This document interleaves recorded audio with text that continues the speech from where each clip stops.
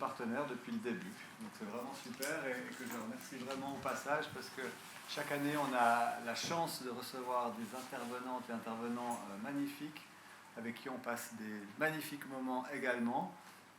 La rencontre d'aujourd'hui sera un tout petit peu différente des schémas habituels que vous avez déjà pu vivre ici si vous êtes déjà venu, dans le sens où elle sera séparée en deux parties.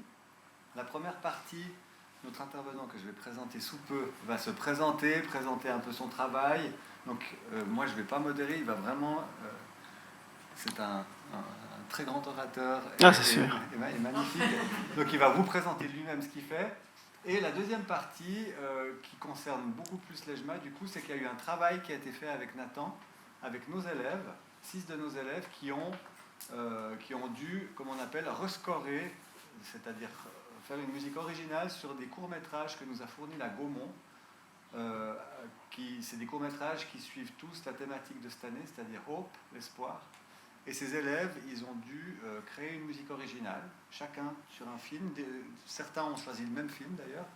Et Nathan, ainsi que Martin Chablot, ici présent, le prof de musique assistée par ordinateur, les ont assistés pendant ce processus.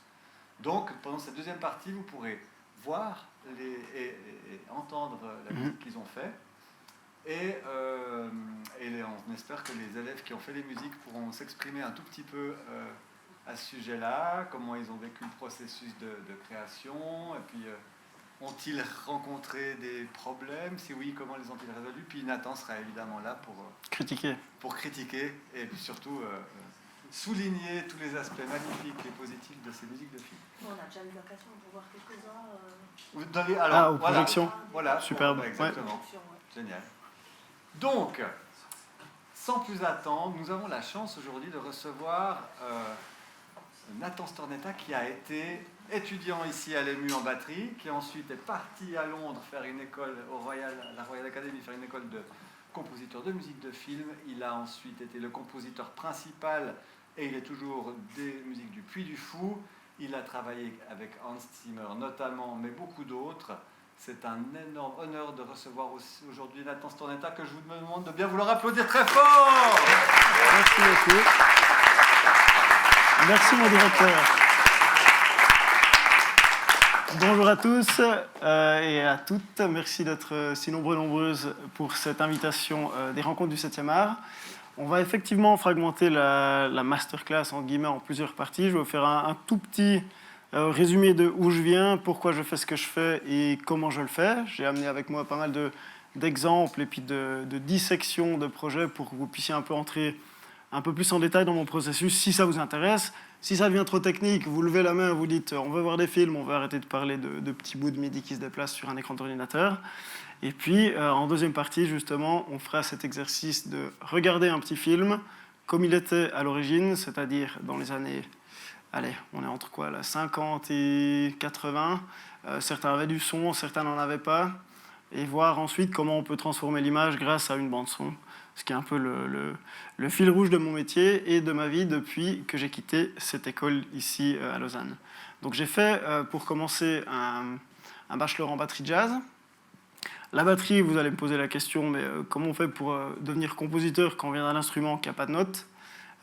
Et c'est une question assez légitime, à laquelle je réponds toujours de la même manière, c'est-à-dire que l'instrument est tellement imposant de par son son, déjà, il a des dynamiques incroyables, et de par son rôle à l'intérieur d'un groupe ou d'un orchestre, qu'il force en fait le musicien à écouter tout ce qui se passe autour.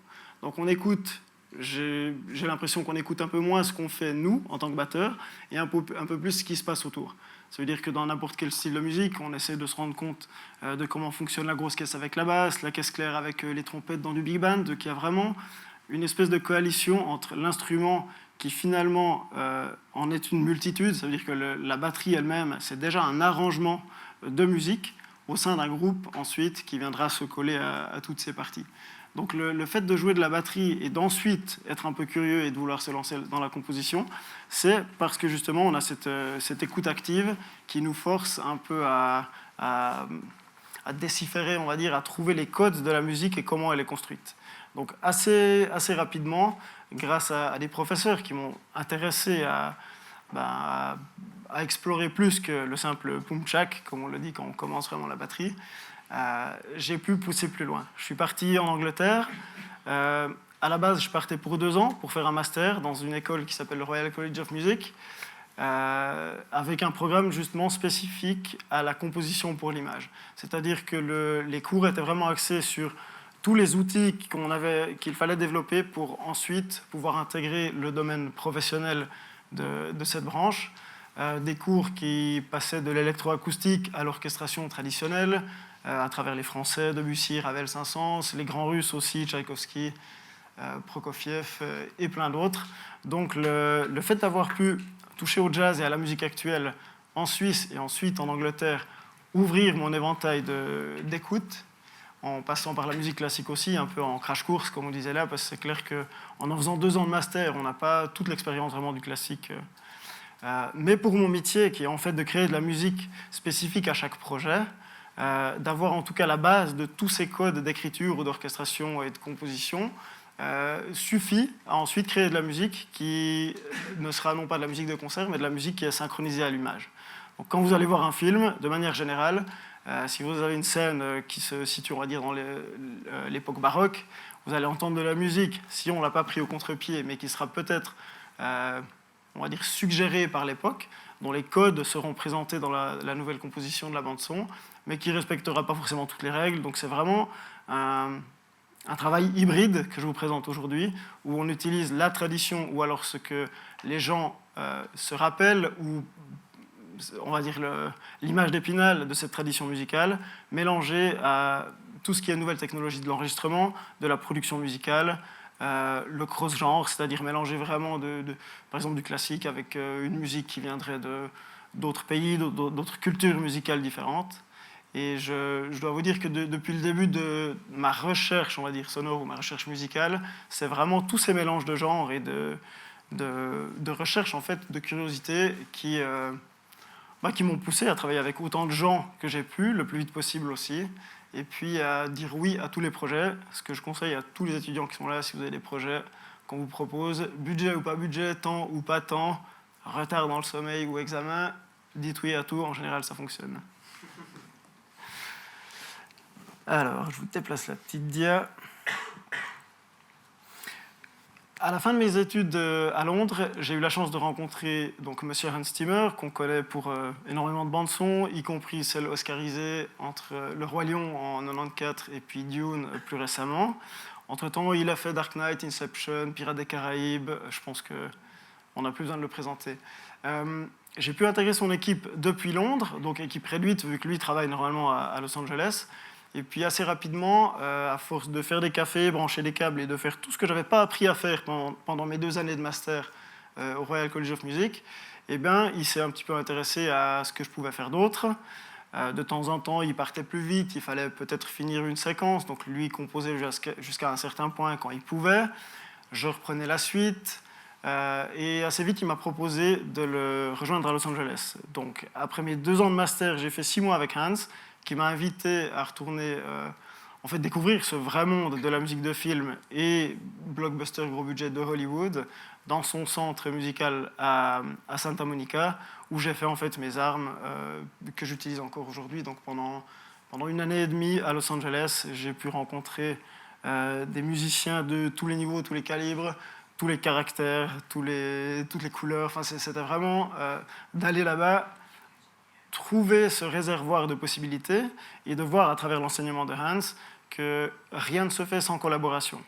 Que chaque fois qu'un projet est amené à un compositeur, déjà, la musique ne sera pas de la musique de concert, donc elle pourra peut-être avoir une deuxième vie et exister en tant que telle, mais son premier travail, son premier rôle à la musique de film, c'est de servir l'image, soit en l'accompagnant, soit en la trahissant, soit... Il y a plein de manières de l'amener, mais le but, c'est de pouvoir faire de la manipulation psychologique de vous, cher public, en vous amenant où on veut pendant le film, peut-être trop tôt, trop tard par rapport à des événements qui se produiront à l'image. Donc c'est vraiment ça que j'ai pu apprendre chez Hans Zimmer. Toute la technique et technologie de la production de la musique, mais aussi le respect de tous ces corps de métier qui font que finalement un film, c'est des milliers de personnes qui y travaillent, et puis chacun a sa petite... c'est vraiment la fourmilière. Et chez Hans, c'était déjà une petite fourmilière à part entière, parce que comme il travaille en équipe et qu'il prend énormément de projets par année, il est obligé d'avoir ce qu'on appelle des compositeurs additionnels, dont je faisais partie, qui sont, on va dire, les petites mains, qui s'occupent de séquences peut-être un peu plus secondaires dans les films, mais qui ont droit aux mêmes outils et surtout à la même voix. C'est-à-dire que même si une scène est peut-être moins clé dans un film, on a toute liberté d'en écrire la musique et puis de faire évoluer le matériel de base que lui aura développé pour le projet spécifique. Donc ça, c'était pour mon passage à Los Angeles chez les Américains. Le projet qui m'a le plus marqué là-bas, c'était un projet que j'aurais dû pas faire parce que j'avais déjà booké mes billets d'avion pour rentrer en Suisse. Et on est venu toquer à ma porte en disant ce projet a besoin d'un francophone. C'était l'adaptation au cinéma, en film d'animation, du Petit Prince de Saint-Exupéry. Et Hans avait peur, lui allemand de base, que les Américains en fassent quelque chose de trop américain. Donc j'ai eu la chance de créer la musique avec Hans et Richard Harvey, qui étaient les compositeurs principaux à cette époque. En collaboration aussi avec Camille Dalmet, la chanteuse, que peut-être vous connaissez. Et je me suis attelé sur ce score, sur cette bande-son, à travailler sur la séquence suivante, qui s'appelle le Tour de France en diligence, qui est une piste créée à Los Angeles, envoyée à Camille pour qu'elle puisse y mettre des paroles et refaire un peu les arrangements derrière, du film Le Petit Prince. Je lance.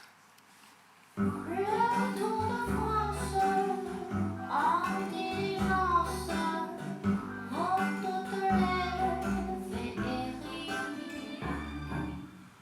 Ce doux mélange d'huile et d'essence redonneront la vie. Le porte-chance qui se balance tous les balles de Paris. À l'évidence, pour ces vacances, je suis allée au souci.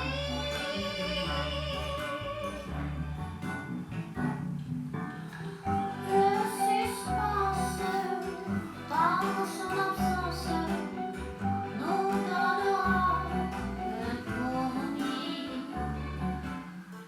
Ta nonchalance, ta diligence nous mène pas à Paris. Cette piste a été développée dans l'esprit un peu cabaret, un peu Piaf, parce qu'il y a de la musique qu'on utilise quand on monte un film, c'est-à-dire que le réalisateur ou la production vont créer certaines séquences où de la musique préexistante sera utilisée pour aider au montage ou alors pour donner au compositeur une idée de quel style on aimerait utiliser. On appelle ça la temp music, la musique temporaire. Certaines fois, on peut se l'acheter, c'est-à-dire qu'ils avaient placé du Piaf sur cette séquence et puis le catalogue Piaf étant énormissime, finalement, ils se sont dit c'est un petit film d'animation, on ne pourra pas débloquer des fonds pour licencer, comme on le dit, Edith Piaf. Par contre, on pourrait remplacer par quelque chose. Donc, Camille transforme sa voix pour la chanter un peu plus old school, belle époque, cabaret.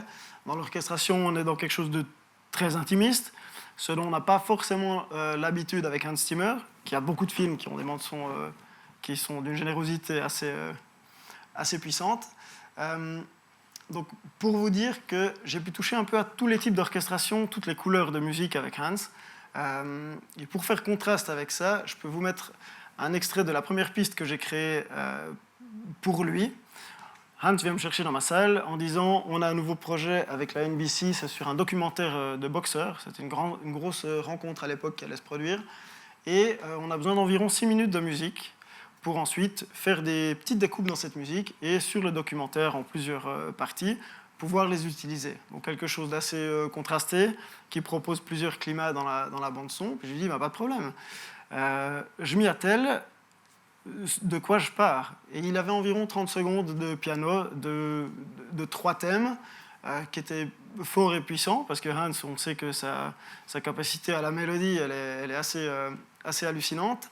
Donc en 30 secondes, tout le monde avait confiance en ce matériel qu'il fallait ensuite décliner sous forme orchestrale, avec un langage à la Hans Zimmer, on va dire. Les percussions que vous allez entendre, c'était une recherche de rythme qui a été menée sur des rings de boxe, où ils sont allés enregistrer des impacts de boxeurs, un peu à toutes les sauces. Ils les ont ajoutés à des percussions déjà enregistrées, produites. Donc vous allez voir que là, le mélange entre ces vraies frappes de brutes gentlemen qui se foutent sur la patate et des instruments réels font quelque chose d'assez spécifique. Je ne vous la joue pas en entier, mais au moins ça vous donne un spectre du plus petit et plus détaillé au plus gros et bombastique qui a été fait avec Hans. Alors, je vous la mets comme ça.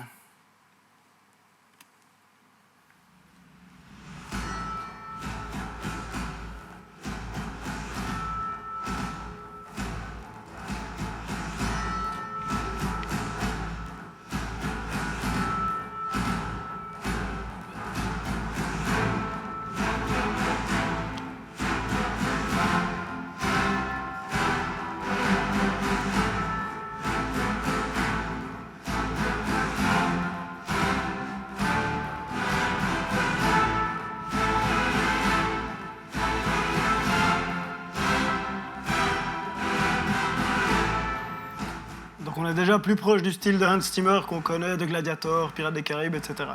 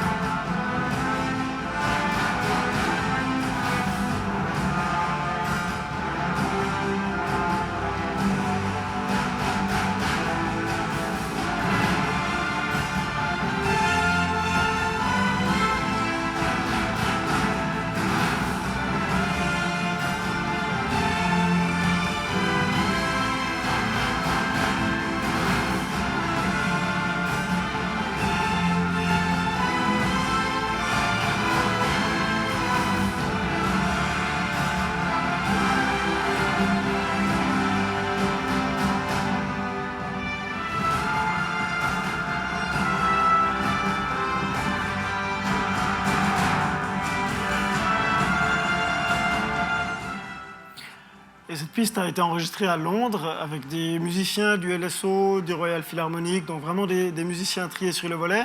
Et c'était un peu mon baptême du feu parce que Hans m'a présenté les 30 secondes de piano, m'a laissé avec ma station de travail et lui est parti à Londres en disant que 4 jours plus tard on enregistrait l'orchestre. Donc il avait confiance.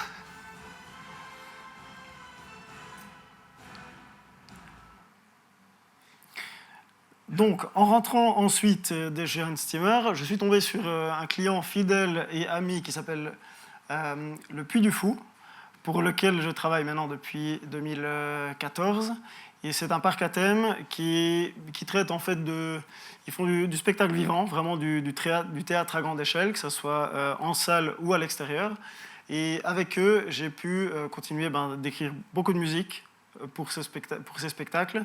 C'est des gens qui sont fans de l'orchestre, donc qui, même si on peut produire des choses en plastique dans l'ordinateur de manière très très réaliste, avec du sample, dont je vais vous parler ensuite, se disent que l'orchestre, c'est imbattable et ils débloquent des budgets chaque année pour que, quand on crée du spectacle, on puisse s'entourer de 30, 40, 50, 60 musiciens et faire des vrais enregistrements, de vrais orchestres symphoniques avec qui on collabore, avec des solistes aussi d'instruments, on va dire, spécifiques qu'on va choisir un peu pour teinter, colorer les spectacles, pour que chacun ait un peu son identité propre, on va dire.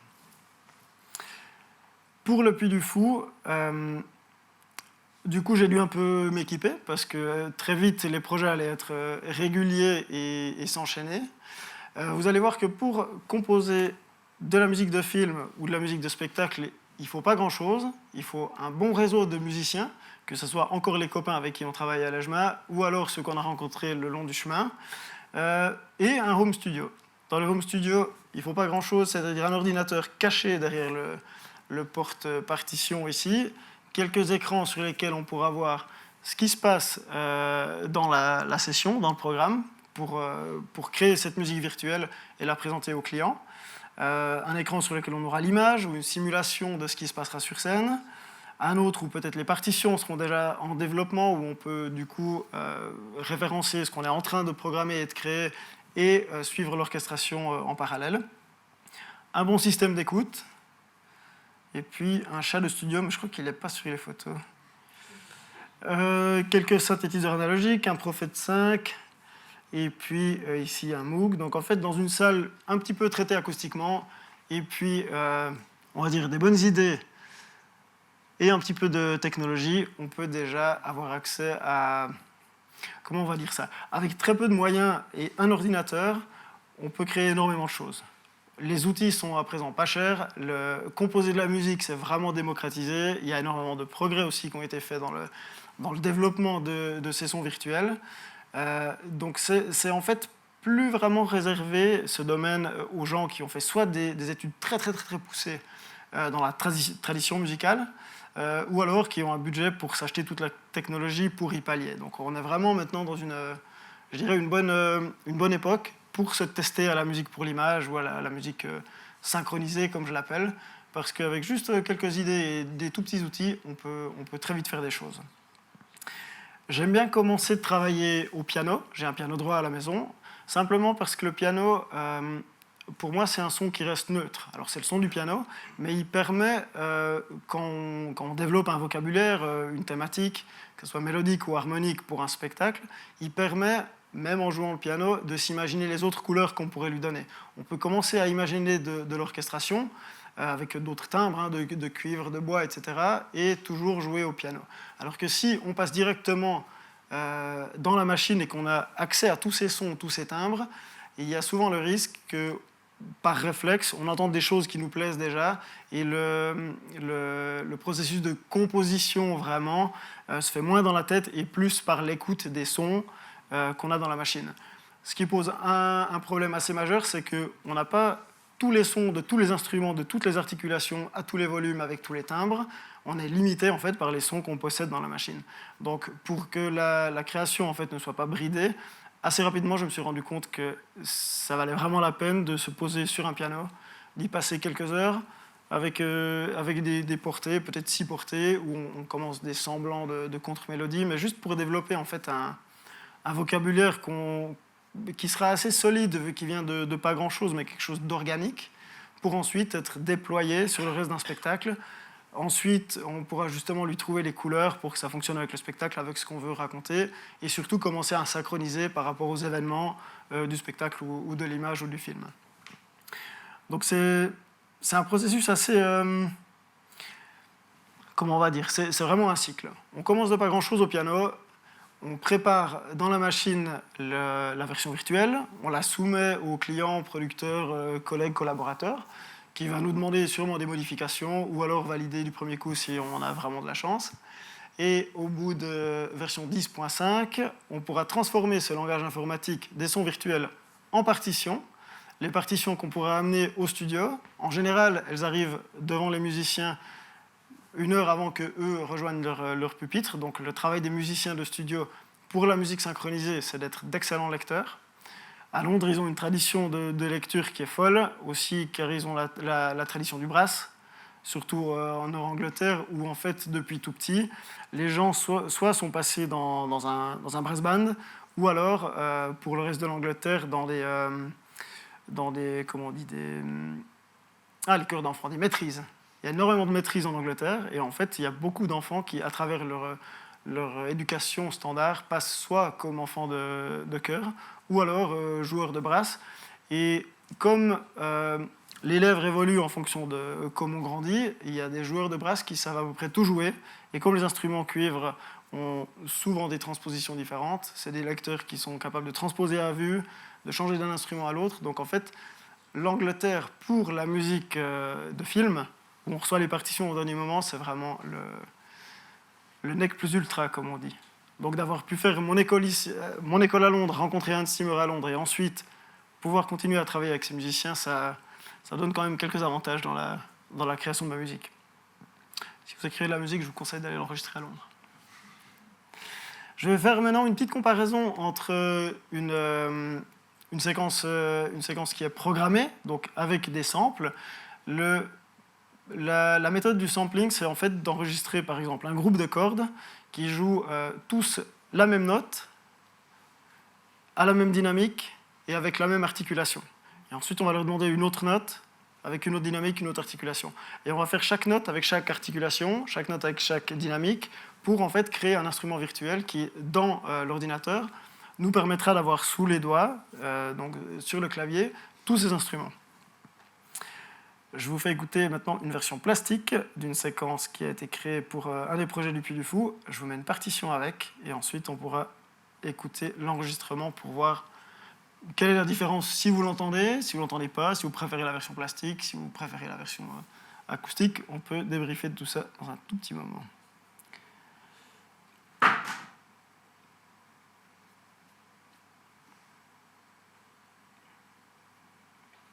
Je crois que la piste commence avec 14 secondes de silence. À chaque masterclass, je me dis que peut-être je pourrais un peu la nettoyer.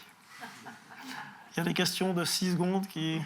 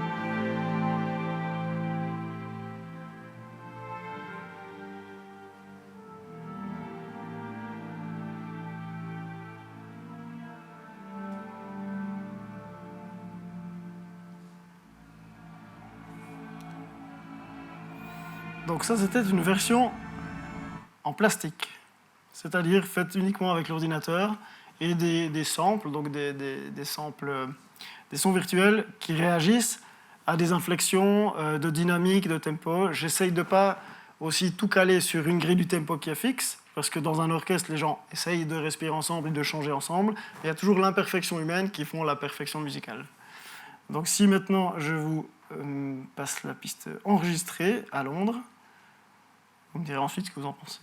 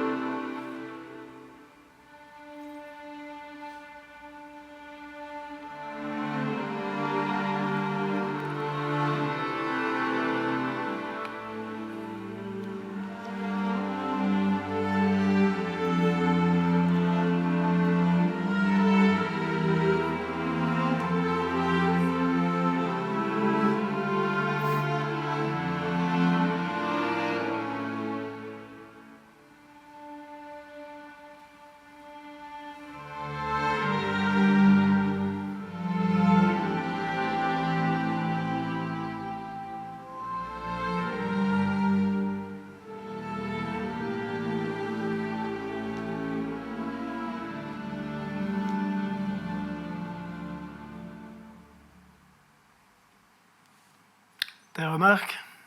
Et de la vie. Et de la vie, c'est ça. Et puis il y a un ingénieur du son qui disait que c'est dans les silences qu'on sent le plus la différence. Parce qu'en fait, la salle continue de vibrer autour, et puis qu'on les entend s'arrêter, et du coup, on écoute plus précisément ce qui est en train de se passer parce qu'il y a moins de son. Ça paraît plus lié aussi. Bah, ils fonctionnent ensemble. Ouais, absolument.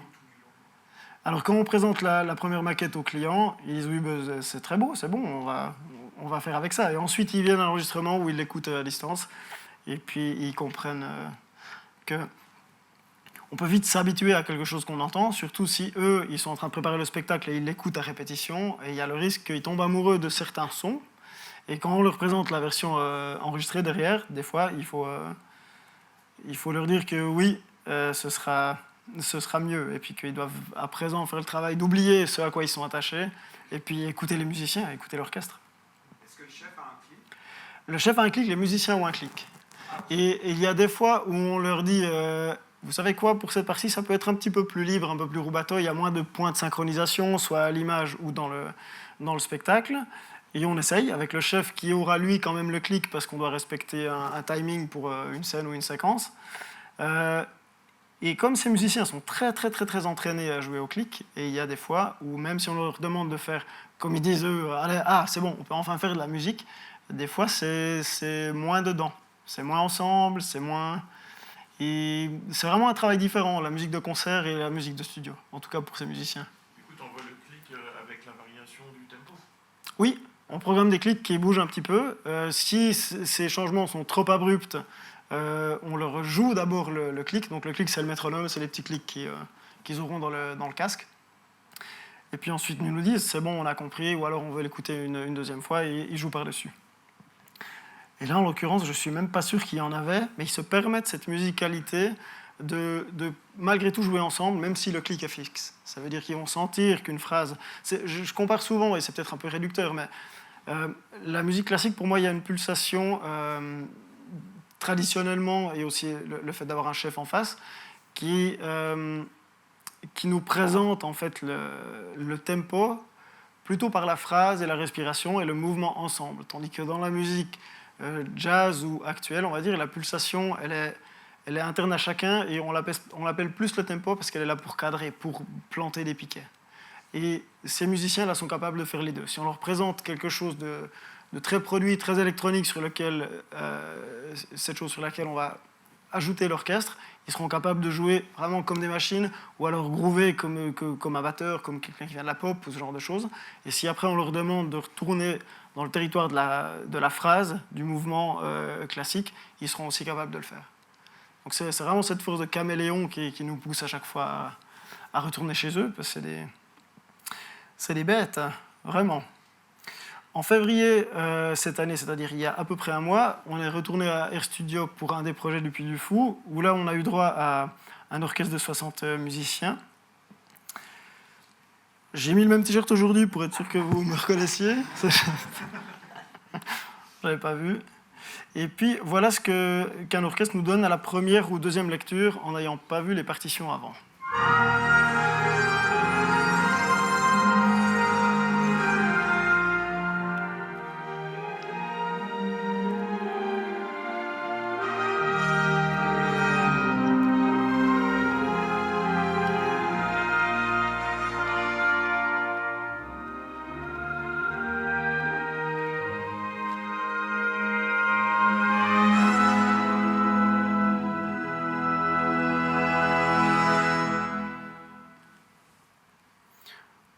Un autre exemple, où là on leur demande plutôt des effets, où on est dans des articulations un peu plus originales, je crois.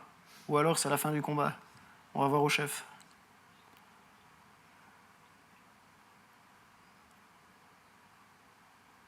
Donc là ils ont le métronome qui arrive.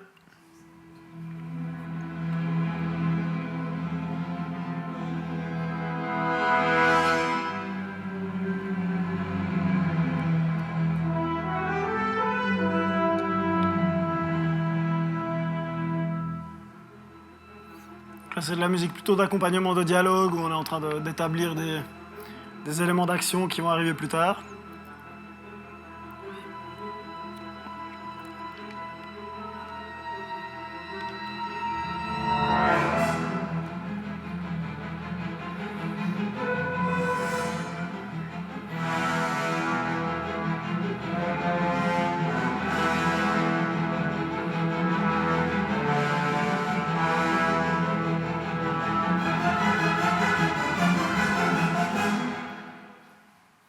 On enregistre des fois par section parce que ça peut être très éprouvant pour le brass, par exemple, de jouer longtemps des dynamiques si fortes ou à un tempo trop rapide. Donc, comme on a la possibilité de synchroniser grâce à ce métronome, on se permet des fois d'enregistrer un peu section par section, corriger des choses aussi dans la partition ou qu'on entend dans la salle qu'on aimerait parfaire ou polisser. Je vous mets encore un dernier extrait de cet orchestre parce qu'ils sont vraiment trop bons. Et c'est juste le micro de l'iPhone, ça, du téléphone intelligent.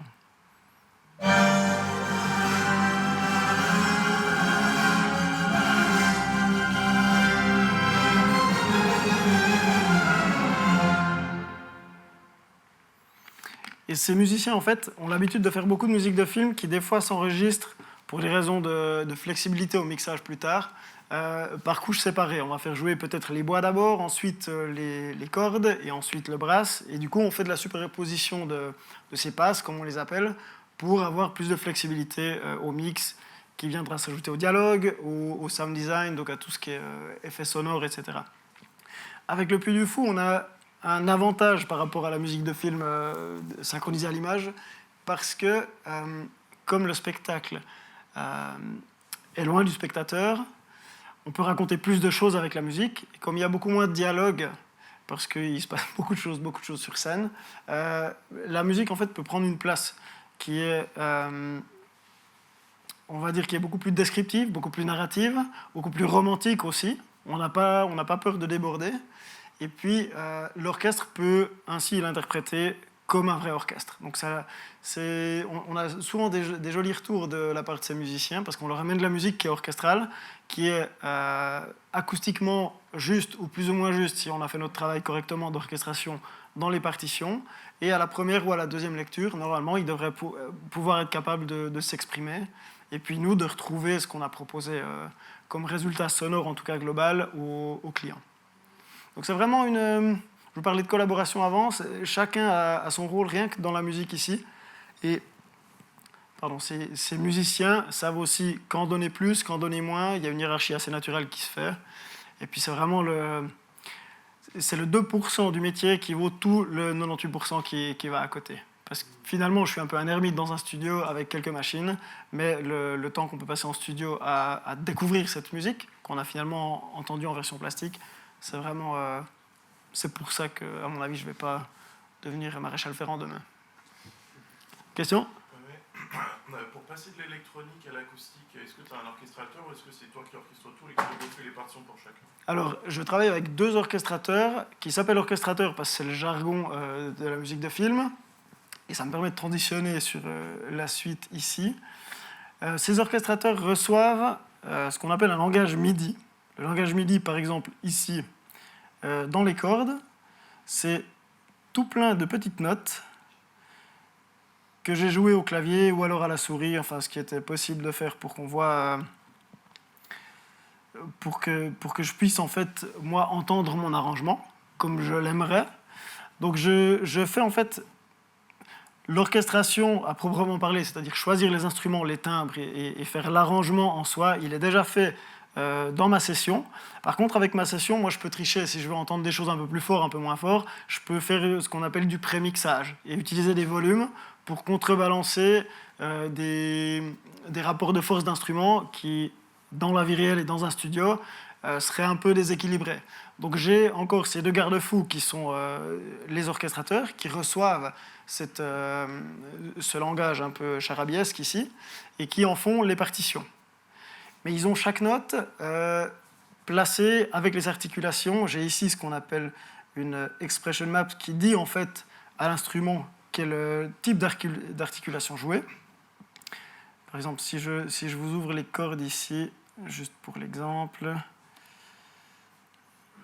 je vous ai fait des petits exports audio, strings. Hop, si je vous montre les cordes ici, que je vous choisis une section où il y a plusieurs articulations, peut-être ici par exemple, on voit que dans ce qu'on appelle le programming, j'ai le droit à toutes ces articulations qui, elles, constituent ma banque pour les cordes, ici en l'occurrence violon 1. Et quand mes violons 1 passent de notes courtes à notes longues, vous pouvez entendre la différence. Là, je vous mets que les cordes depuis ici.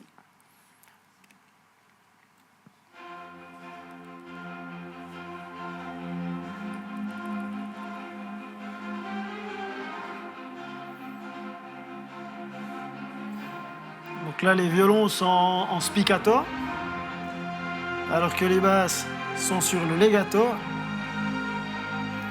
Les violons sont passés ici en legato.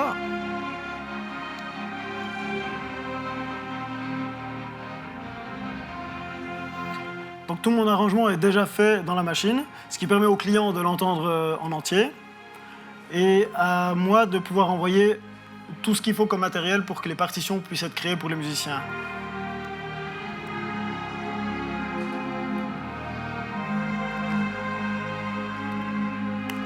Ce projet que vous entendez là, il va sortir samedi. Si vous êtes fan de rugby, vous savez qu'en ce moment se déroule le tournoi des 6 Nations et il y a un match assez mythique qui s'appelle le Crunch entre la France et l'Angleterre. Je vous dis ça comme si j'étais un spécialiste, mais j'en savais rien il y a 1 mois et demi. Et comme c'est le 120e de cette rencontre, France-Angleterre, la Fédération de rugby a demandé à un metteur en scène de créer une cérémonie d'ouverture.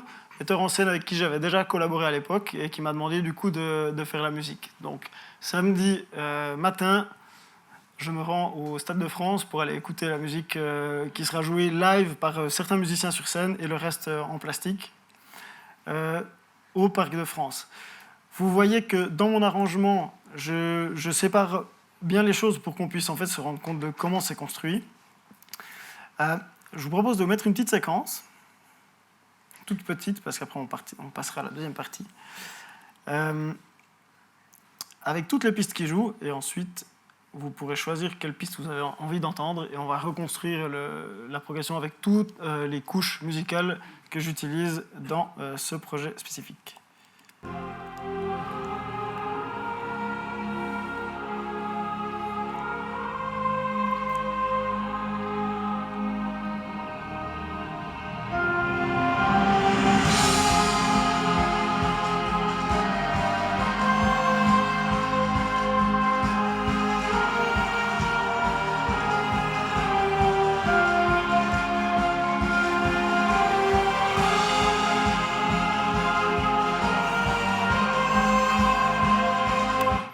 En fait, on va la faire comme ça. Quel instrument vous avez entendu? Si vous en dites un qui est vrai, je l'ouvre. Un piano. Un piano. Il y avait un piano. Qu'est-ce que vous avez entendu d'autre? Arrêtez de lire, tricheur. Percussion. Percussion, il y en a quelques-unes. Il y a la percussion d'orchestre, qui est accordée, et les boucles de percussion. D'autres choses? La guitare. La guitare, qui joue les basses en power chords. Quoi d'autre? Le chœur, il est là. Dites-moi. Les violons, les cordes sourdes. Le brass était là aussi.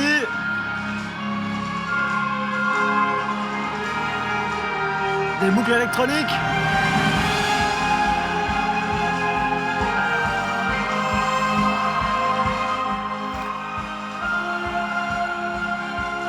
Un peu de bois, et si maintenant je triche et que je vous les montre en comparaison les uns avec les autres, si on mettait juste les bois, on les mettrait comme ça. Corde toute seule. Les bois pour colorer un peu. Les cuivres pour le soutien. Le chœur parce que ça épique. La guitare parce que ça rock. Et ce qui accompagne l'orchestre, on va dire symphonique, c'est-à-dire ces 5 pistes que je viens de vous ouvrir, c'est tout ça. Les boucles électroniques, des synthétiseurs, qui eux se marient très bien avec le piano, pour faire des plis chiqui.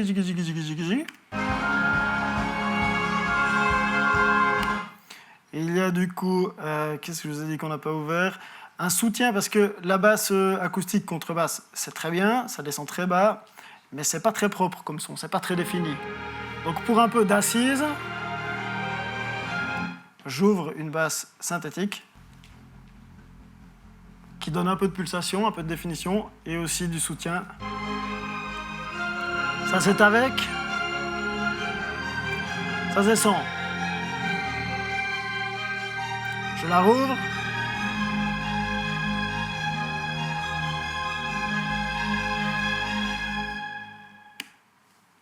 Voilà, je crois que là vous avez eu un aperçu accéléré de tout ce que je fais dans mon métier. Merci bien. Question? Tu réfléchis déjà à la distance. Est-ce que tu mets déjà des réverbérations? J'ai vu que tu mets des gauche-droite, donc tu penses déjà aux pannes? Oui. L'orchestre, je le programme, c'est-à-dire que je le situe dans ma session comme j'aimerais le trouver ensuite dans le studio d'enregistrement. Et on fait ici une technique depuis un petit moment avec mon équipe qui s'appelle Antiphonal, qui était faite en Allemagne avant que ce qu'on appelle standard seating s'uniformise, on va dire, où on mettait les violons un à gauche et les violons un à droite. Pour que n'importe qui dans le public, s'il y a tout à coup une mélodie à l'unisson, puisse être abreuvé du même vocabulaire, et pas seulement ceux qui ont payé plus cher pour être à gauche, comme ça eux ont la mélodie, puis ceux qui ont payé moins cher, ils ont que les contrebasses. Donc on met les contrebasses au centre, parce que la basse, c'est, comme on l'a dit avant, c'est moins défini, mais c'est très puissant, il faut que ça tienne tout le mix. Et ça, c'est en orchestre classique comme en pop, hein, on met toujours le kick, la grosse caisse au milieu, vraiment tout ce qui est soutien, ce qui est puissance, on garde au milieu, puis après on crée une image stéréo avec le reste. Donc en fait, c'est pas la réalité. Je veux dire, en orchestre, quand on va à l'orchestre, on a le placement qui est différent de ta session. Oui, on va dire en situation de concert, ce qu'on a l'habitude de trouver, c'est violon 1, violon 2, viola, alto, violoncelle et contrebasse. Mais pour nous, ensuite, qui diffusons sur du multicanal pour des grandes salles entre 600 et 8000 personnes, en intérieur, on se doit d'avoir une image stéréo, en fait, qui est un peu égalitaire, on va dire. Ouais. Que tout le monde puisse avoir la même musique. Donc c'est très large, mais on essaie vraiment de répartir ça comme ça. Alors je vous propose... moi je serai là jusqu'à 45, mais il y a les élèves qui doivent partir à 1h30, de 15h30. Donc je vous propose qu'on passe à leur travail maintenant. Dès qu'on a fini, on peut ouvrir à d'autres questions, soit pour eux, soit pour moi, ça dépend de ce qui n'était pas clair. Et puis ce que vous avez envie de savoir d'autre. Donc l'exercice, c'était de recevoir des petits films que je vais tenter d'ouvrir ici. Peut-être ça se met sur un autre... Ah, voilà. On a reçu des petits films de Gaumont qui ont été tournés dans les années qui sont en noir-blanc et qui, pour la plupart, n'avaient pas de bande-son. Donc ce que je vous propose de faire, c'est de regarder un de ces films et ensuite de vous montrer le travail de rescore, comme disait Julie avant, c'est-à-dire de création d'une nouvelle bande sonore spécifique à ce projet. Ce que j'ai donné comme consigne aux élèves, c'était que je n'allais pas leur en donner, qu'ils faisaient absolument ce qu'ils veulent. C'est-à-dire que si ils veulent trahir le personnage qu'on voit à l'image et le présenter comme un méchant, ils ont le droit, alors que tout le festival est développé sur l'espoir, on va dire. C'est pas parce qu'on a Mère Teresa à l'image qu'on est obligé de ne pas faire du hip-hop. Donc c'était vraiment ça. Pour la plupart, c'était un premier exercice. Pour eux, ils avaient certains peut-être jamais composé, certains jamais composé à l'image, d'autres déjà fait des kilomètres de bande-son. Donc c'était assez démocratique comme projet. Voici le premier extrait que je vous envoie comme ça.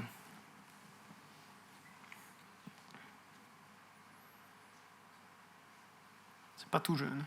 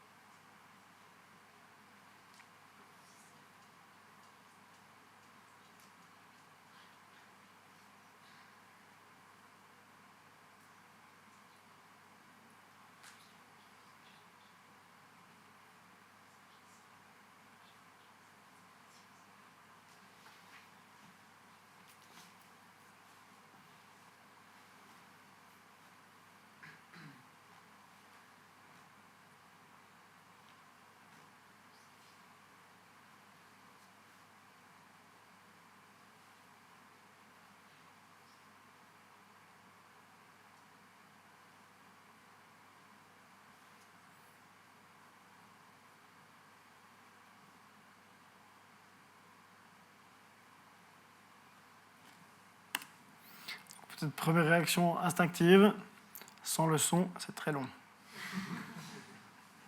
Et c'est Georges qui nous a fait la première séquence. Je vais juste ouvrir ça pour que vous voyez un peu. Georges qui n'est pas là aujourd'hui, qui s'excuse, il est malade. Donc c'est nous qui le critiquerons durement. Alors non, c'est pas très fort. Qu'il dit. Ah, pardon, le film.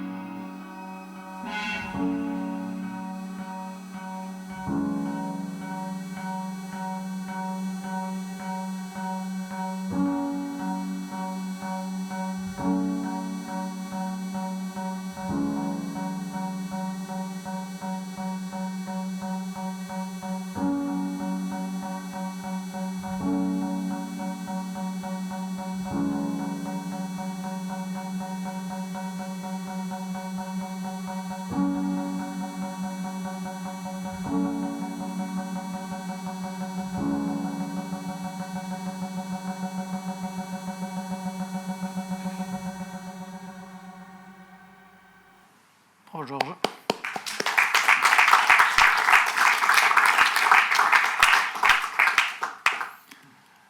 Ça sera pour plus tard. Du coup, une réaction à chaud, à froid?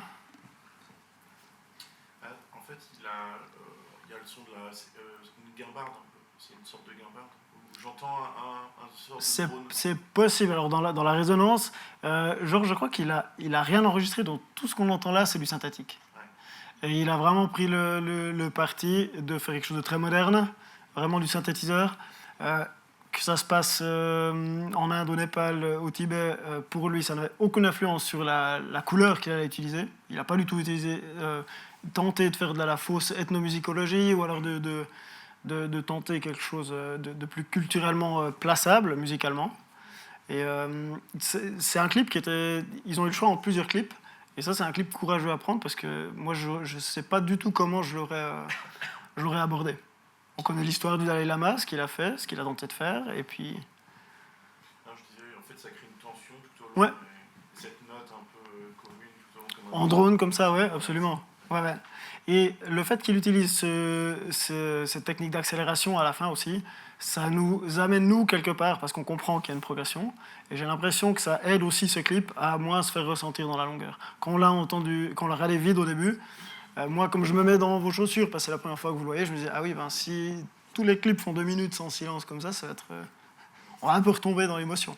Donc ce qu'il a réussi à faire, c'est justement relever les éléments, donner une autre lecture aux images aussi. On voit des enfants, alors il a pas joué les enfants non plus, il a vraiment décidé de faire une trajectoire à travers, qui était sa lecture du truc, ou sa version sonore du truc.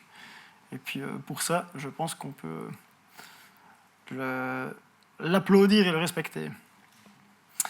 Ensuite, une autre figure, un autre personnage bienfaisant de la planète, qui était Joséphine Baker, qu'on connaît pour le cabaret, mais pas assez pour ce qu'elle a fait de très charitable dans la suite de sa vie.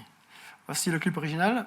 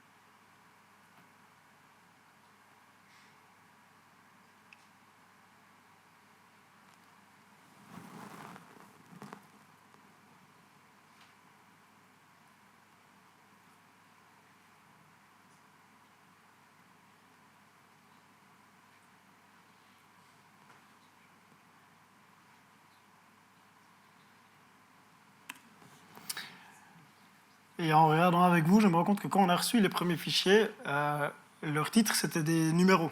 Donc on n'avait aucune idée de qui on allait voir, ni de quelle époque, ni de où ça se passait et qu'est-ce qui s'y passait. Donc ça nous permettait vraiment d'avoir toute la liberté de créer ce qu'on voulait avec. Et c'est ensuite, quand on a reçu les cartons Gaumont pour la version qu'on allait vous présenter, que là, on a vu les petits descriptifs, qui du coup expliquent au public qui voit ça avec la bande-son originale pour la première fois, ce que ça représente, mais qui, par rapport au processus de création de chacun des élèves, n'avait aucune importance, vu qu'eux n'avaient pas ces informations.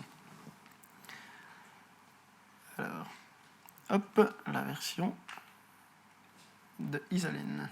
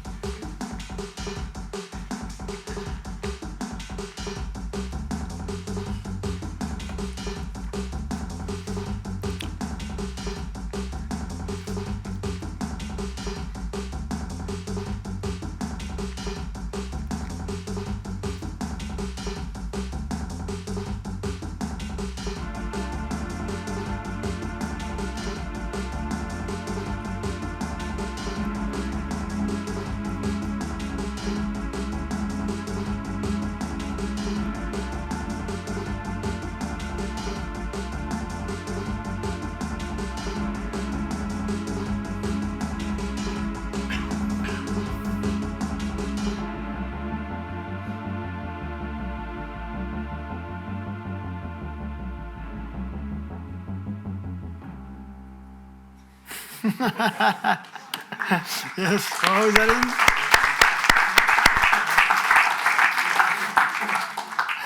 Alors, tout de suite, moi, ma première réaction quand j'ai entendu la piste, après le sourire de surprise que vous avez tous eu, c'était de voir que finalement, Joséphine Baker, elle était super bien sapée. Il y avait un petit côté hip-hop qui tout à coup se révélait, puis on n'était plus du tout dans des endroits insalubres et tout ça.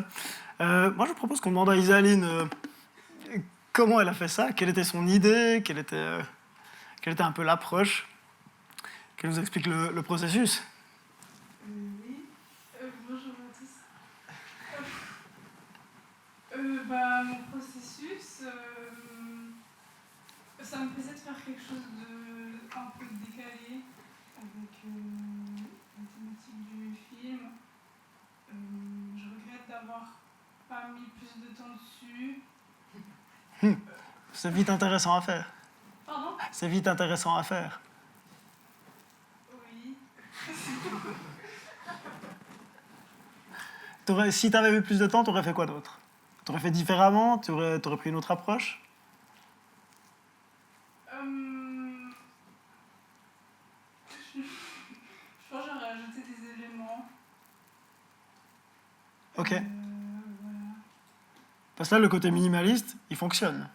Et puis ton tempo, il est sélectionné, soit c'est comme on appelle des heureux accidents, soit réfléchi et sélectionné, pour qu'il y a pas mal de changements de cadre, là, changements d'image, des coupes qui sont faites sur les temps forts de ta musique. Puis comme elle est super découpée, il y a plein de moments qui, quand on le regarde sans la musique, pour moi, n'avaient aucune importance.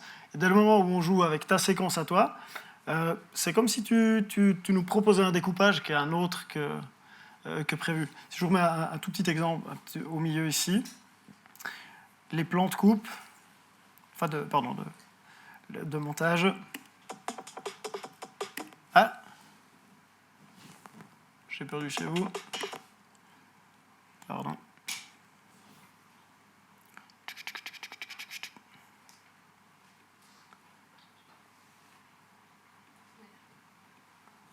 Ouais. Je débranche, je rebranche.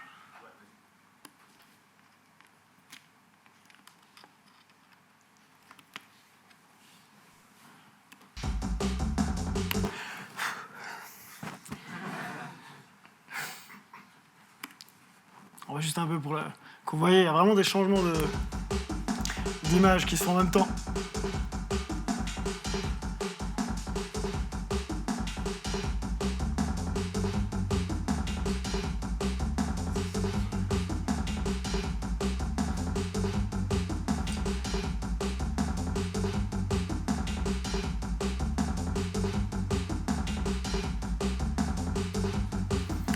coup, on est presque dans un clip de rap, quoi. Il y a vraiment des trucs qui sont là, image 1, 2, 3, ça rend le truc méga dynamique. Et puis, si j'avais eu plus de temps et puis que j'avais été à ta place, j'aurais pas rajouté des trucs, parce que l'effet minimaliste comme ça, il est cool. Tous les sons sont superbes. Et puis les gens, ils ont tous eu la même réaction, ils étaient là. Donc pour moi, c'est superbe. D'autres questions ou réactions?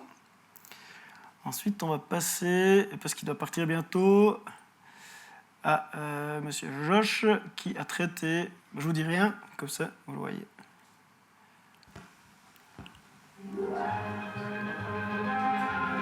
Pardon, donc celui-ci avait du son à l'origine.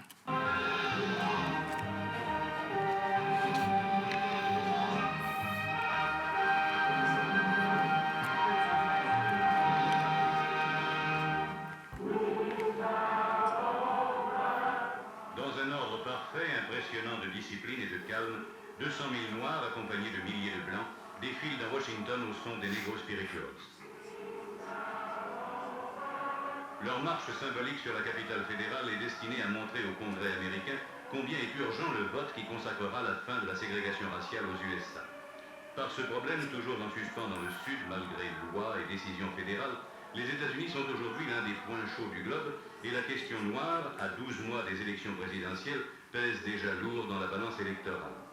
En montrant dès maintenant leur décision et leur unité, les Noirs américains, leur leader Martin Luther King à leur tête, espèrent obtenir et voir appliquer bientôt le statut d'égalité auquel ils ont droit.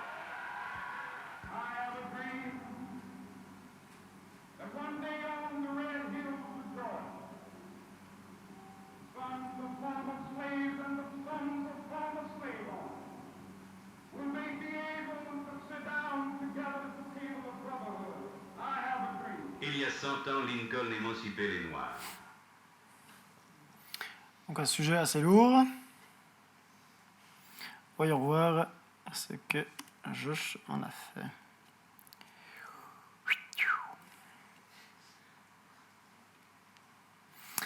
À savoir que les élèves pouvaient faire absolument ce qu'ils veulent. S'ils voulaient faire que du bruitage, ils pouvaient. S'ils voulaient travailler avec des sources sonores qui étaient enregistrées, ils pouvaient. S'ils voulaient faire que dans la machine, ils pouvaient. S'enregistrer, chanter, ils avaient vraiment... Toute source sonore était acceptée.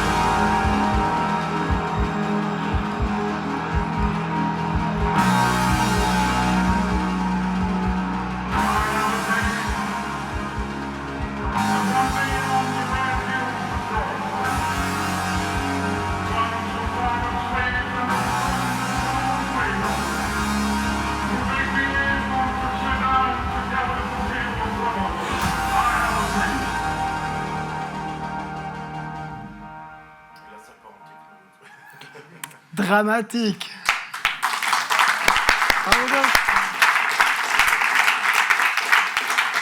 Donc, comme vous l'avez pu l'entendre, Josh est un fanatique de synthétiseurs. Peut-être qu'on peut lui demander un peu d'où viennent les choses, comment il les a reformulées, parce qu'on entend qu'il y a un peu du sound design, il y a un peu des voix, il y a le discours, comment il a recommencé à reconstruire en fait tout ce petit monde sonore. Oh, c'est pas très lourd un micro.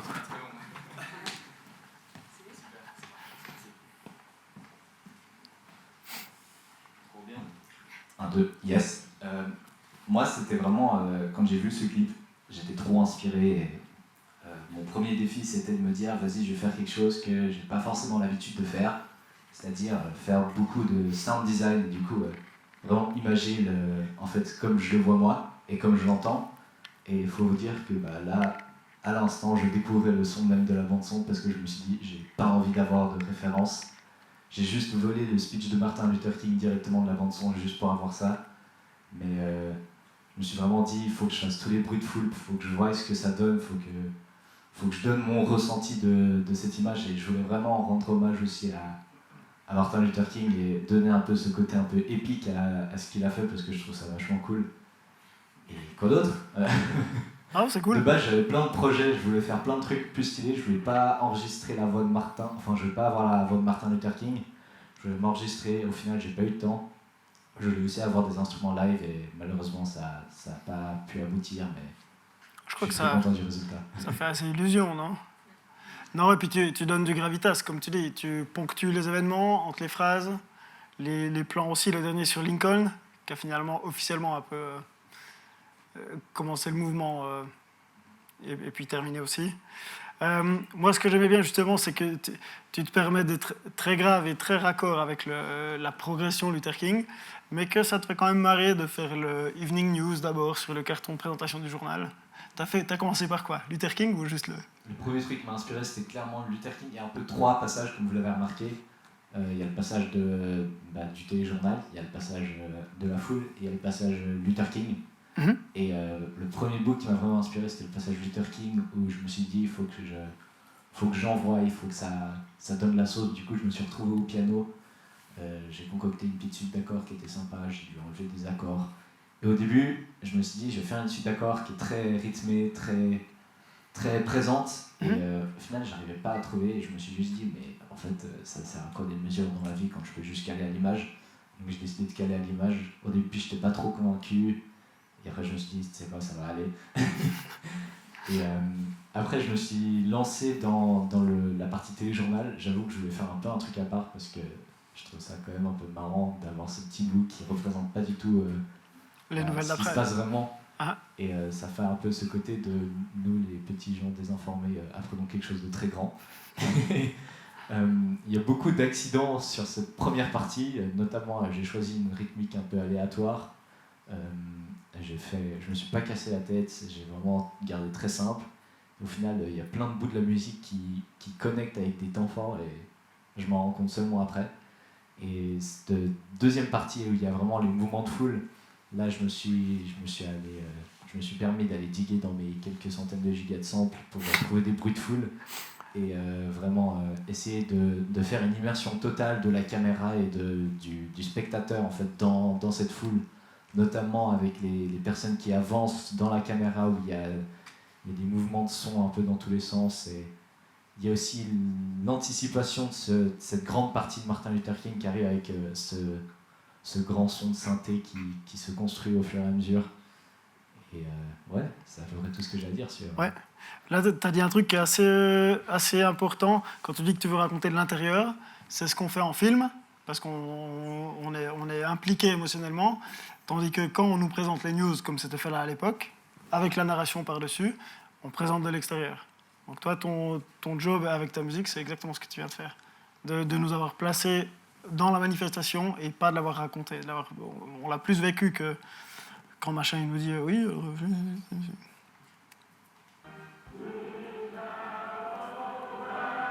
Dans un ordre parfait, impressionnant de discipline et de calme, 200 000 Noirs accompagnés de...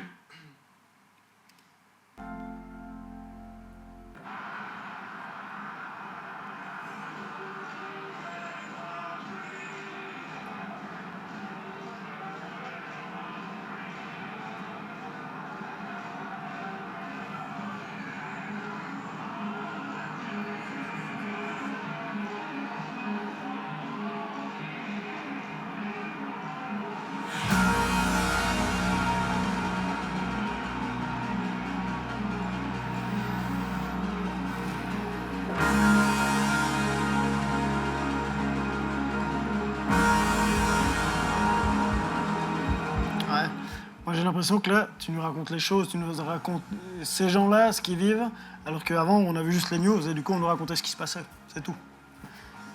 Et puis, depuis la France, ce qu'on savait des États-Unis, puis des images qui arrivaient jusque-là. Oui, Pardon. C'était juste, je me demandais si tu as eu une inspiration ou pas du tout forcément, si tu connais le producteur Flume, parce que je trouve que les synthés ça ressemblait beaucoup, ou si c'est un hasard. Alors les synthés, c'est une compilation de synthés que j'ai construit sur des années de travail. Ça fait déjà quelques années que je suis à fond sur les synthés. Et j'étais beaucoup inspiré de base dans le monde du DJ et dans l'électro. Je voulais en faire mon métier. Au final, je me retrouve à faire du jazz, mais c'est tout autant cool. c'est le tremplin. C'est le tremplin, c'est ça. Et en fait, je me suis dit que ça pouvait être cool de vraiment apporter ce côté de ce que moi j'ai grandi avec, dans ce que moi je ressens. C'est pas la première fois que je vois ces vidéos, je les avais déjà vues quand j'étais petit et je me rappelle regarder ça et après passer à autre chose dans ma chambre en écoutant de l'électro, et je me suis dit que ça pouvait être marrant de combiner un peu les deux et de voir ce ressenti de l'espoir moderne dans un temps ancien aussi. Top. D'autres questions? À savoir que... Oui, pardon. Moi, j'avais juste un commentaire. Avant que tu dises que tu voulais faire de l'électro, moi, j'allais te proposer que tu fasses 5 minutes de ça, tu prolonges ça et que tu lances sur Spotify, etc. Parce que moi, j'ai adoré. Hein. Super. C'est pas du tout d'ici, de l'école. Ça a complètement donné de l'émotion. Merci beaucoup. Bon, Donc, c'était vraiment... Et moi, je Paris réussi. vraiment sur un truc vraiment... Trop bien. Bon, il laisse sa carte à la sortie. Et puis... Non, c'est vrai, il faut juste qu'il lance et puis... C'est clair. J'ai un autre commentaire. J'ai Oui. vraiment adoré le rythme. Vous disiez que le son soutient l'image, ou en tout cas révèle l'image. Et là, les bimes à chaque fois, à chaque changement d'image, font que ça appuie le regard. Là, la première fois qu'on l'écoute, il y a un commentaire qui est très narratif, voire soporifique. Kepler, ouais. Et en fait, c'est un défilement d'image que l'œil ne retient pas forcément. Et là, à chaque fois, il y a un bim, attention, l'image arrive. Enfin, l'image est là, et ça fait un flash à chaque fois sur l'image, et on regarde différemment. On doit presque prendre parti et choisir ce qu'on veut voir. Ouais. On est guidé. Quand je vous parlais avant de manipulation psychologique, c'est vraiment ça. On vous fait ressentir les choses. Jusqu'à présent, c'est le seul cas. Ouais. Alors, il y aura d'autres manipulations, je crois, qui arrivent. Trop bien. Merci, Josh. Yes, Si tu dois partir à ton cours de batterie, tu peux partir. Si tu veux soutenir les petits camarades, tu peux rester. On avait ensuite un clip sur Mahatma Gandhi.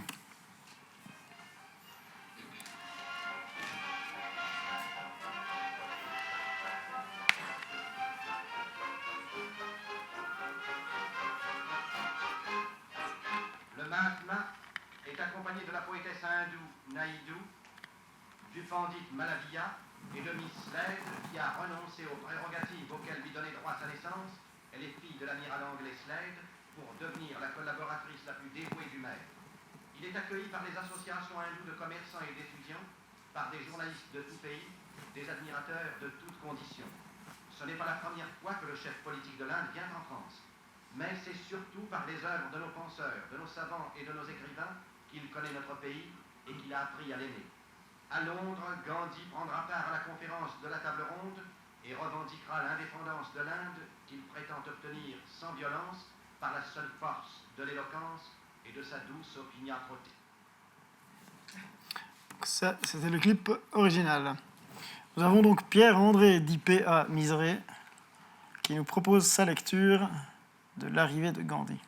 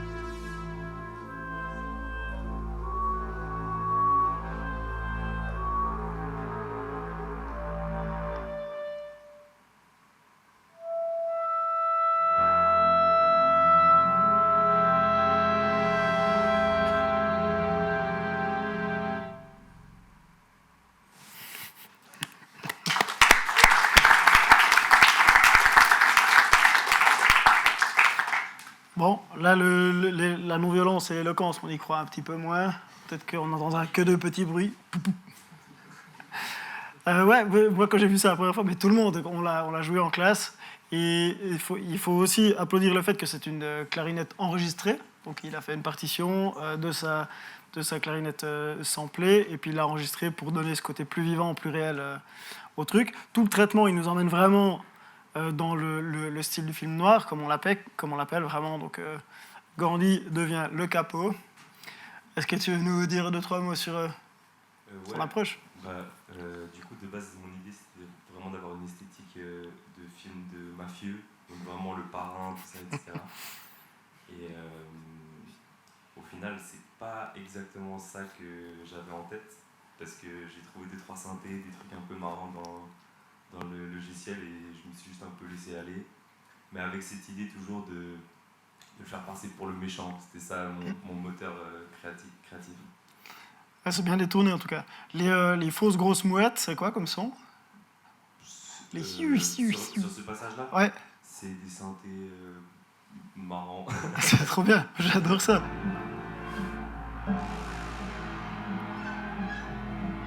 On dirait que s'il y avait des mouettes en dessous du bateau, quand lui il descend, c'est des vautours. T'as transformé le truc. On m'a dit que ça ressemblait un peu, on dirait qu'il arrive de l'espace, que c'est c'est un vrai. alien qui sort de... Ou alors qu'il tient vraiment fort la rambarde. C'est vrai que... Ouais, on peut faire vouloir dire plein de choses. Trop bien. Des questions, des remarques? Si ce n'est pas le cas, je vous propose de passer à la séquence suivante, que je crois est la dernière. Et ce sera du coup 2 élèves, c'est-à-dire Camille Jacquenoux et Raymond Sternetta, qui vont s'occuper du même film. Donc là, on pourra vraiment voir à quel point on peut faire dire ce qu'on veut à de l'image, ou plus ou moins ce qu'on veut, si la bande-son n'est pas la même. Ou alors peut-être qu'on se plante complètement et que vous allez dire que vous avez vécu la même expérience 2 fois.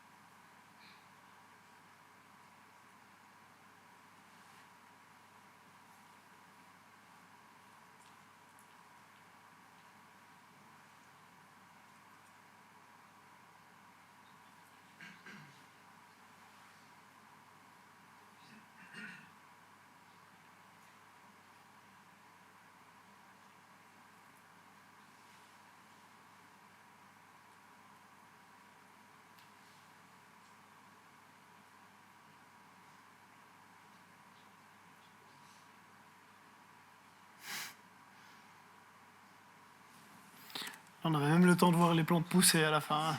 C'est long, hein 2 minutes 30. Alors, c'était que 2 minutes 30. Alors, je vous propose de mettre celui de Remo d'abord. Et on revoit ça. Ça va passer beaucoup plus vite, je vous promets.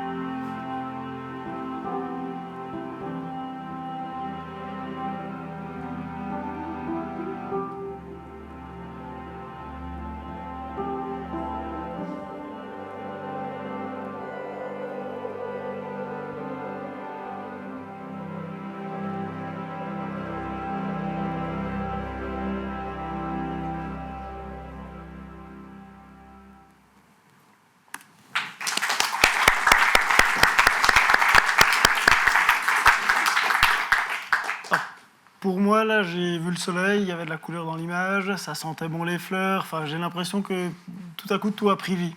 C'était plus du noir et blanc, c'était plus des petits enfants pauvres, c'était un été comme un autre, dans l'herbe.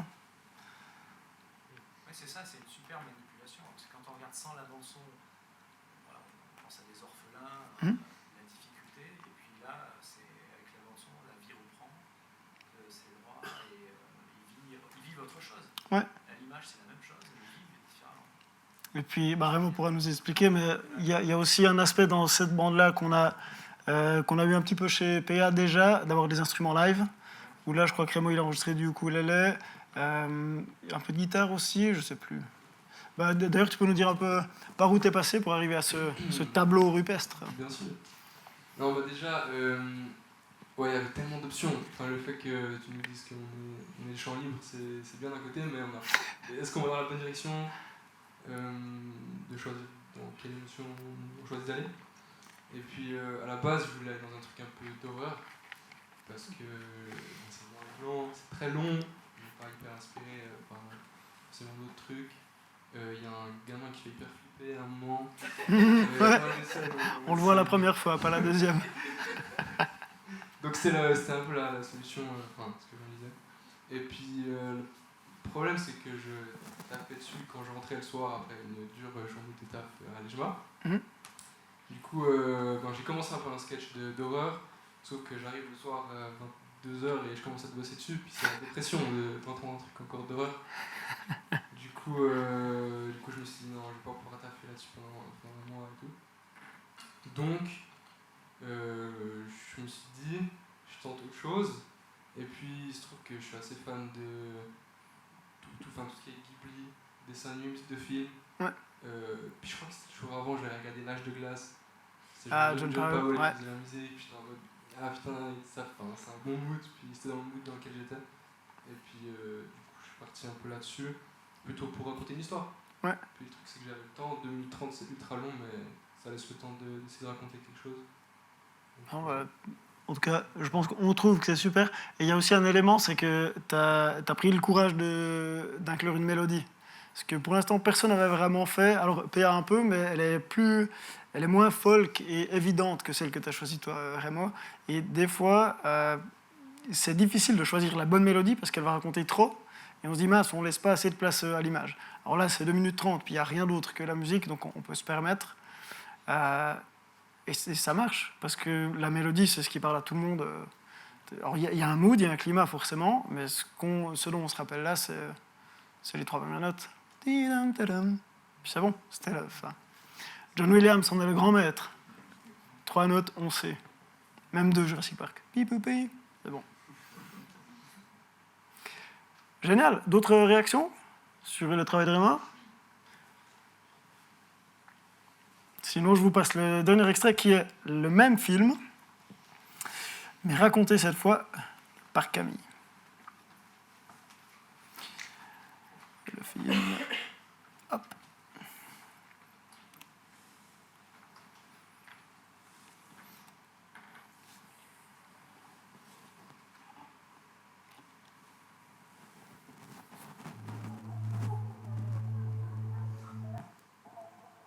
Ah, pardon. Excuse Loïc.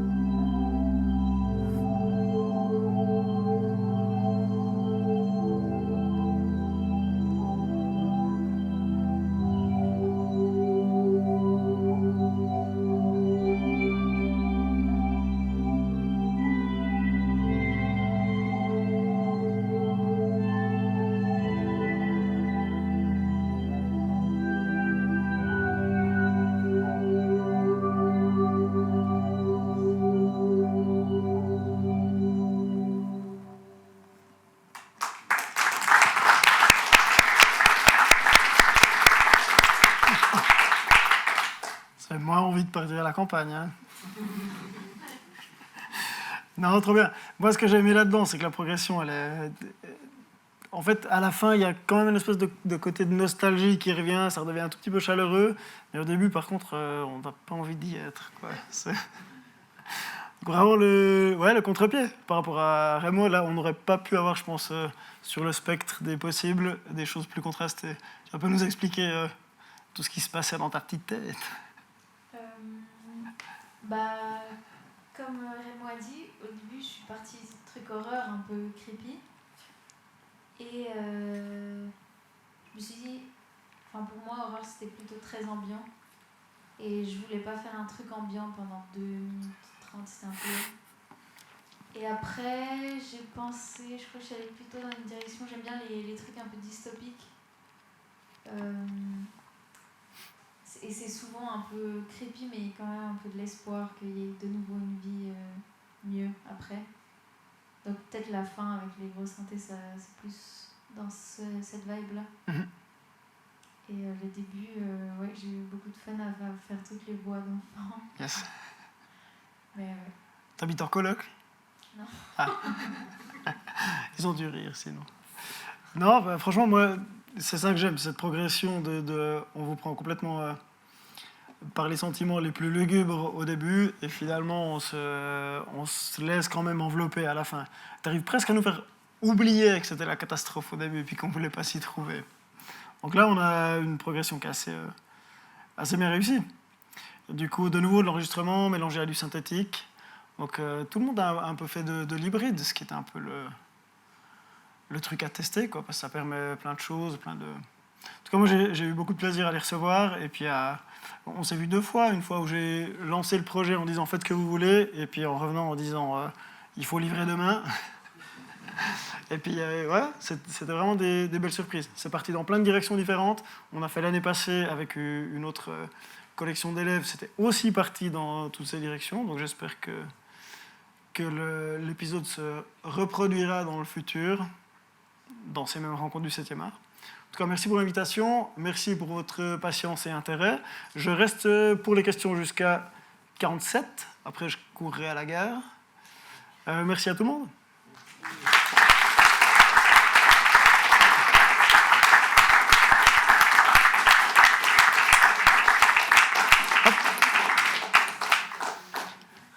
Questions, remarques, critiques? J'ai une question au niveau... Moi, je suis réalisateur et j'ai plusieurs fois un peu une frustration dans la collaboration avec un compositeur. C'est comme si on n'arrivait pas à trouver le bon dialogue. Ok. Et c'est quoi, pour toi, la bonne procédure, le bon dialogue à avoir entre le réal qui est plus... l'image et... c'est quand même 2 mondes différents. C'est 2 mondes différents, mais pour un projet commun. Ouais. Les 2 paramètres qui, pour moi, ont toujours été importants, c'était le timing, à quel moment le compositeur est impliqué dans le projet. Souvent, si on lui raconte l'histoire, alors que c'est script V1 et pas la version finale, le compositeur, il peut déjà gamberger, il peut surtout avoir une version qui est racontée par le réalisateur ou la prod, et travailler à partir de ce qui se rappelle de ces échanges. Donc ce sera de la création qui vient purement de l'affect, parce qu'il n'aura vu ni image, ni montage, ni acteur, ni quoi que ce soit. Il ne devra pas encore jouer avec des paramètres de volume, de synchronisation, de rapport de force avec le sound design ou les dialogues. Donc le plus tôt le compositeur est impliqué, le plus il pourra proposer des choses, et puis se planter s'il doit se planter, ou faire des tests. Et puis le deuxième paramètre, c'est, tu disais, pas trouver les bons mots pour collaborer. Énormément de réalisateurs n'ont pas le vocabulaire musical pour expliquer ce qu'ils veulent, mais les compositeurs n'ont pas besoin de recevoir un vocabulaire musical pour traduire l'histoire ou l'élan commun qui découle du projet. Donc des fois, il y a des petites mésententes. Je ne dis pas que c'est dans ton cas ou dans votre cas, mais entre justement la volonté d'un réalisateur d'être hyper précis, s'il a des idées précises, mais de ne pas utiliser le bon langage pour les traduire aux compositeurs. Mais c'est toujours un peu une collaboration de self-thérapie, où finalement le réalisateur il a une idée, le compositeur a une idée. À la fin, ce sera un projet commun, que ce soit par un corps de métier ou l'autre, de toute façon, si vous avez envie de raconter la même chose, les outils qui sont utilisés derrière ou le langage, il se développe à force de parler plutôt de l'histoire que de la technique, à mon avis. Et puis, après sans entrer trop dans le détail, mais les compositeurs en général ont une bonne lecture du rythme de l'image. C'est d'ailleurs pour ça qu'on utilise la musique à la base pour monter du film, pour déjà pouvoir se donner un rythme qui est naturel, qui vient d'autre chose que purement l'image. Et souvent, ça fait du bien de discuter de l'histoire, et puis la première fois qu'on montre les images, alors pas faire ce qu'on appelle une spotting session à proprement parler, et de décider où va la musique, où elle entre, où elle sort, etc., et son rôle, mais plutôt de commencer par montrer les images en disant « Ok, mon film ressemblera à ça, mais l'histoire que j'aimerais raconter avec toi, ou qu'on aimerait raconter, il faut la trouver ensemble. » Que tu aies une idée très précise ou pas, de toute façon, c'est un processus. Et j'ai l'impression qu'il n'y a jamais eu j'ai jamais eu un travail où, quand le réalisateur ou le producteur est venu avec une idée d'instrument précise ou de mélodie ou comme ça, j'ai jamais eu de mal à le surprendre avec autre chose. À lui dire, tu me dis ça, en fait, ce que tu veux dire, c'est pas ça. Tu me dis au bois, tu ne dis pas au bois. Je dis, oui, il y aura du hautbois, t'inquiète pas. Et puis, en fin de processus, c'est un instrument complètement différent, mais ce qu'il voulait dire, c'était une chose que j'ai dû comprendre, traduire, et ensuite lui ramener. Donc c'est un peu un jeu de chat et à la souris, mais c'est ça qui est fun. Pardon, je dis tu à tout le monde, vous pouvez me dire tu aussi. Hein. D'autres questions? Parfait. Oui, pardon. S'il n'y a pas d'autres questions. Oui. Deux petites questions. Dans les grandes productions, il doit y avoir un peu des bagarres entre... je peux peut-être parler dans le micro. Il doit y avoir des bagarres entre comment on fait le final cut, en fait, entre la musique et le montage. Et puis, autre question, est-ce que vous faites d'autres choses que des musiques vraiment épiques? Parce qu'on a vu là, c'est pas mal, comme Hans Zimmer, c'est pas mal de choses épiques, quoi. Le Puy du Fou, c'est aussi épique. Mais je ne sais pas si quelqu'un vient avec un projet de film très, très différent, un thriller ou j'en sais rien quoi. Ça vous intéresse aussi? Ça m'intéresse et j'en ai fait vraiment dans tous les sens.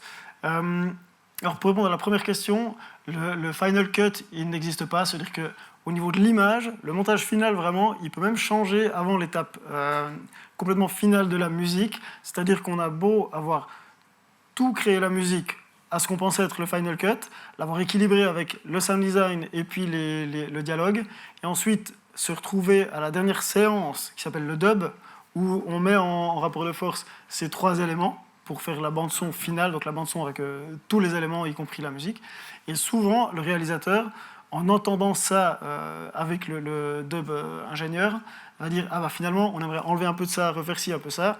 Et si ça se trouve, il est même allé au dub avec un cut qui est différent de son film, parce qu'il a encore pensé à quelque chose le soir avant, donc ils ont réédité un petit bout, et la musique, elle va encore se faire couper, même que c'est plus que de l'audio et que tout a été enregistré, c'est flexible jusqu'au dernier moment. Donc c'est pas forcément des batailles, mais c'est des discussions sur est-ce qu'effectivement là ça pourrait marcher mieux, ou est-ce qu'il faut laisser comme ça. Et c'est toujours bien d'avoir plus de paires d'oreilles que moins, pour regarder que ça soit déjà pas une panique de dernière ligne droite du réalisateur ou de la prod, ça peut arriver à tout le monde, et puis que le dialogue il reste ouvert jusqu'à la fin.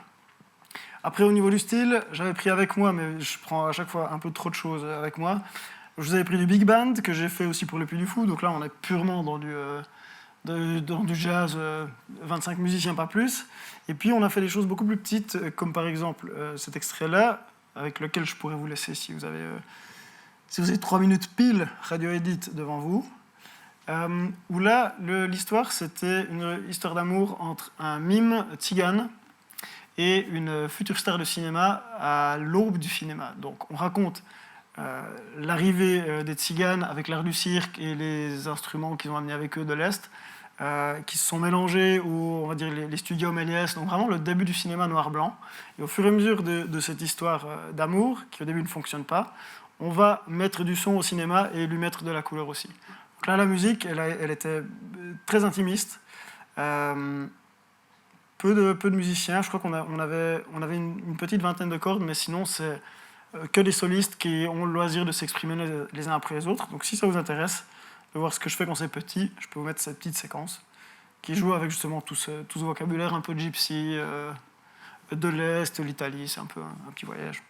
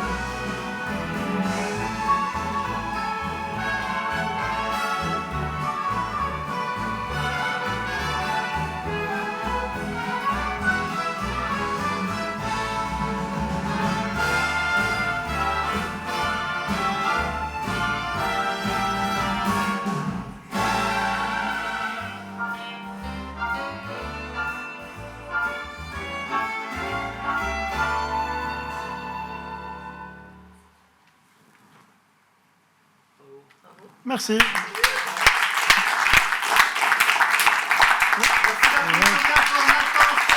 Merci Julien. Bravo aux élèves. Merci à Loïc, à la technique.